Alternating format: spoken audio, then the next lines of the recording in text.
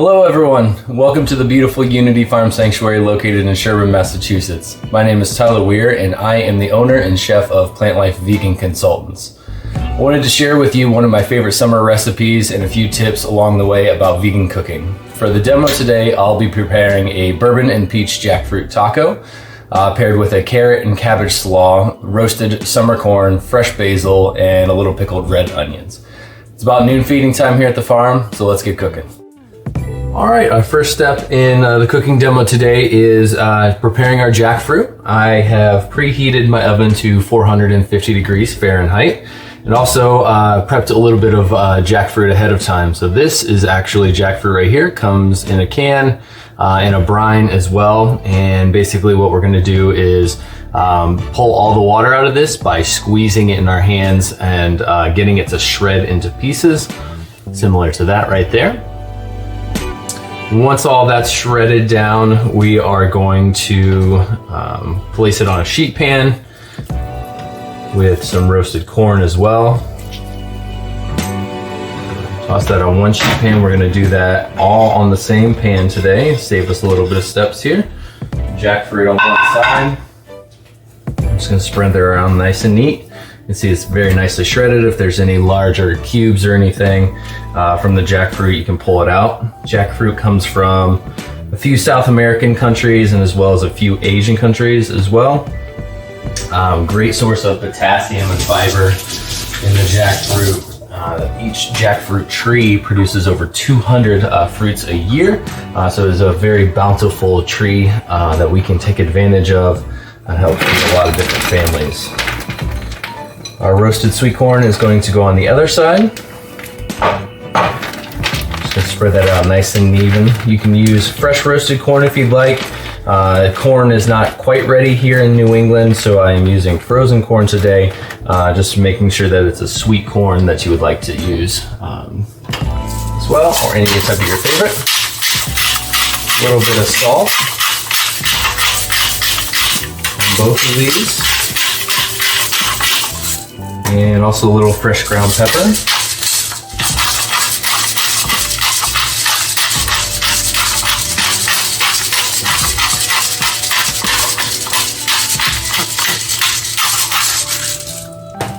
By roasting the corn ahead of time, we're gonna get a lot of that water intake out of it, especially the frozen version.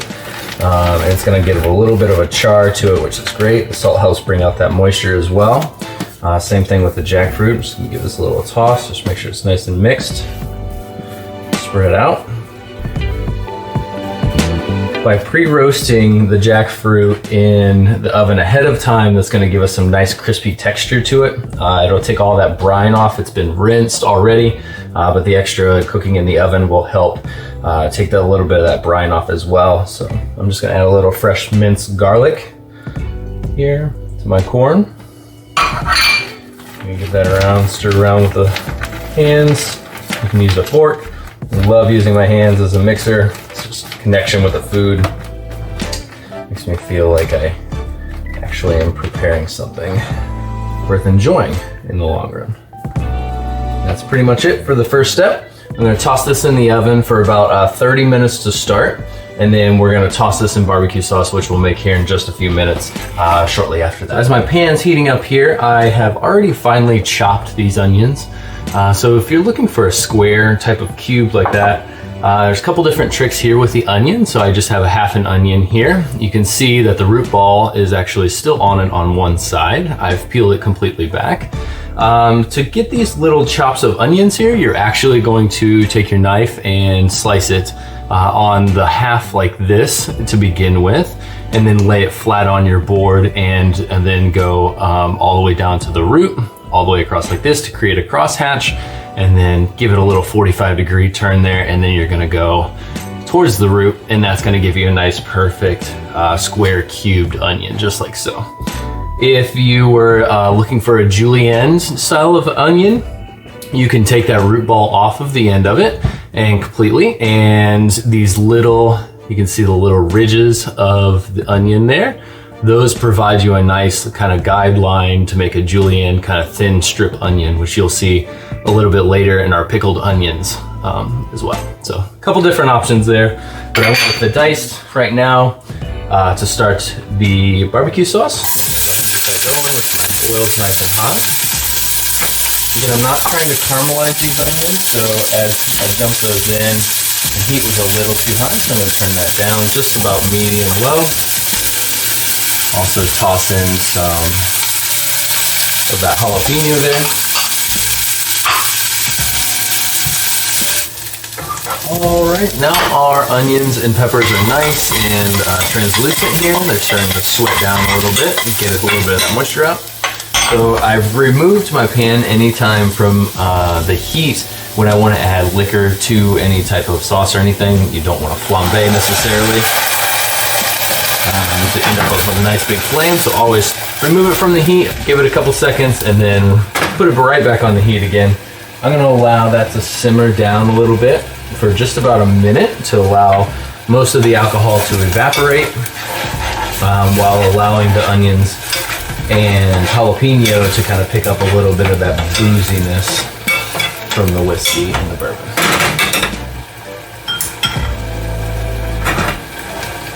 After about a minute, basically what we're going to do is we're going to toss all of our other ingredients right into the same exact pot. We're going to cover it and we're going to allow that to simmer for about a good 10 to 15 minutes, allowing the water to evaporate from the peaches, allowing the flavors to meld together and reduce down to produce a nice thick barbecue sauce. So the last couple things that I'm adding here, now that we're all set, I'm going to add some freshly diced tomatoes.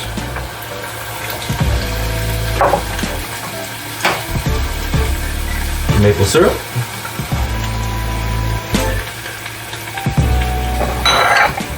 This is soy sauce, a little bit of liquid smoke, apple cider vinegar in here as well.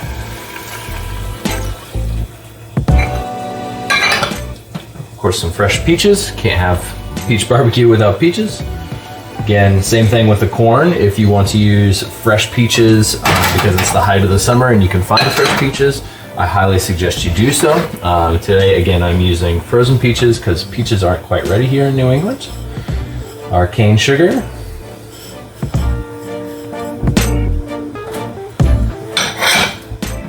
I always choose too small of a pot, but it'll reduce down, so if it's towards the top, you'll be okay. That's chili powder and a little bit of black pepper. And then the last bit is Dijon mustard and a little bit of tomato paste.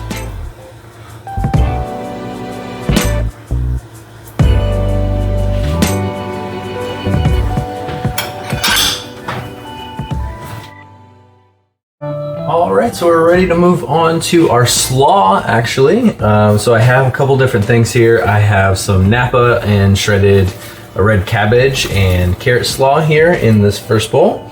Some green onions, again, just chopped just the ends of the green parts. The whites tend to be a little bit more oniony flavor and the green parts tend to be a little more mild. So I like to use those in the slaw. If I'm not cooking the onions, I like to use just the green parts. Some freshly chopped basil here, lemon zest and lemon juice. And these are pickled red onions, or pickled onions that I had mentioned. I actually used a sweet onion today instead of red onions. All pickled onions is really just red wine vinegar or some type of sherry vinegar is great too. And a little bit of sweetness. So I used maple syrup and red wine vinegar in these today. And I'm gonna let them sit. You can let them sit for overnight and they pick up a lot of that extra good flavor. But for at least a good hour is great. It'll pick up a lot of that flavor within just the hour as well. So good place to start there. So what we're gonna do is I got my cabbage slaw here. I'm basically gonna take some plant-based mayo. Basically, plant-based mayo is made with 0 eggs.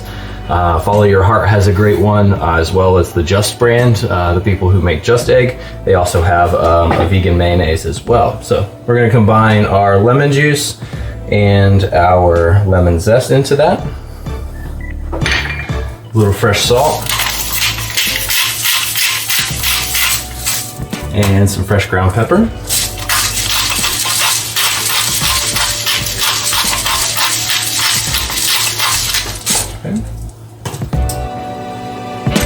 Give that a quick little stir here. You can either use a whisk, or I like to use a fork sometimes if it's just kind of a small thing.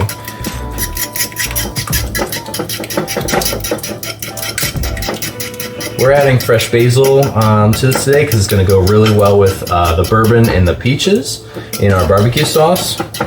Most people don't typically like cilantro, so basil is one of those options that you can modify if you think cilantro tastes like soap.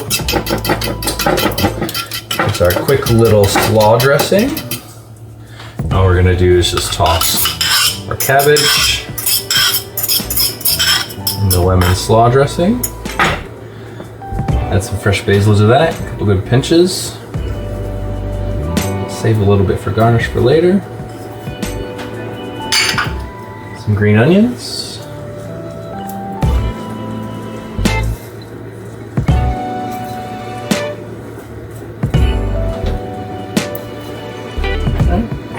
And we're just going to toss that around. Make sure the cabbage is nice and coated. Get in there, really use my hands. Helps break up the cabbage, make sure everything's nice and well coated. Our barbecue sauce is reduced down by half. I got about 2 cups of liquid plus all the peaches and peppers and things, the onions that we had put into it at the beginning of the video. So what I'm going to do now is I'm going to pour this into a high-speed blender. Don't worry if you don't have a blender, you can use a whisk and a strainer. You just whisk that down, try to get as much of that pulp broken up as you possibly can.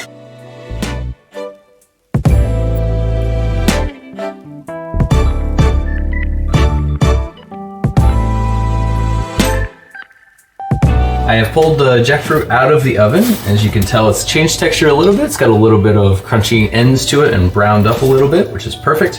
All the brine's been cooked off, so it has no sourness to it as well.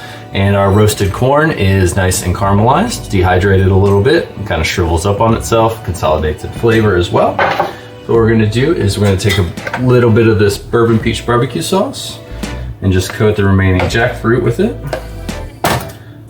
Tablespoons here. I don't want to go too overboard because I do want it to continue to dry out, but I want to coat it well enough that it's going to absorb some of that flavor.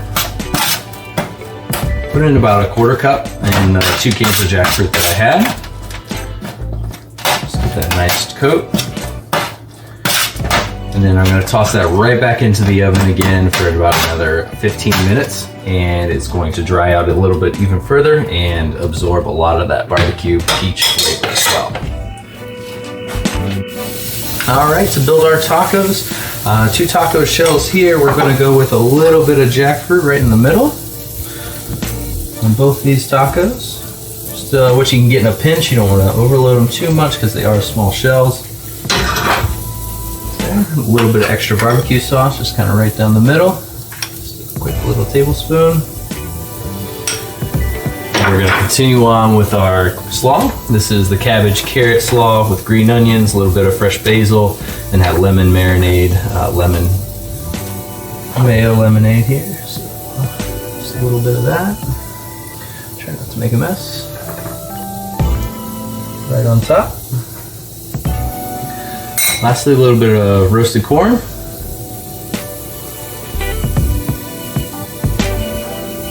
And then to garnish, a little bit of fresh basil, both of those, and just a couple pieces of green onion here.